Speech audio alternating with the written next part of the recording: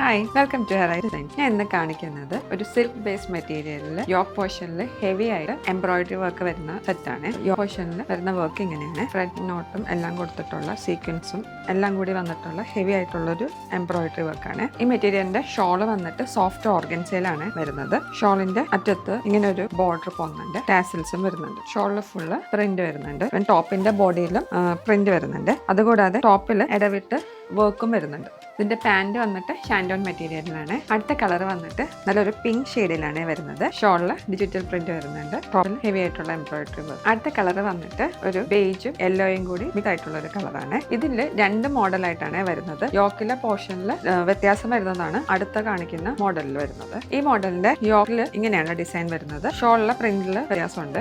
ഷോളിന്റെ അറ്റത്ത് ടാസിൽസ് വരും. ടോപ്പിൽ ഒരു പ്രിന്റ് പോകുന്നുണ്ട്. സെയിം നേരത്തെ കാണിച്ച പോലെ തന്നെയാണ്. പാന്റ് വരുന്നത് ഷാൻഡോൺ മെറ്റീരിയലിലാണ്. ഇതൊരു അക്വാ കളറിലാണ് വരുന്നത്. അടുത്ത കളർ വന്നിട്ട് ഒരു ഓണിയൻ പിങ്ക് കളറിലാണ്. അടുത്ത കളർ വന്നിട്ട് ഒരു ഗ്രേ ഷെയ്ഡിലാണ്. ലാസ്റ്റ് കളർ വന്നിട്ട് ഒരു ബേജ് ഷെയ്ഡിലാണ്. ഇത് നമുക്കൊരു പാർട്ടി വെയർ ഒക്കെ ആയിട്ട് ഉപയോഗിക്കാൻ പറ്റുന്ന ഒരു സെറ്റാണ്. ഇതിന്റെ പ്രൈസ് വന്നിട്ട് 2200 ആണ്.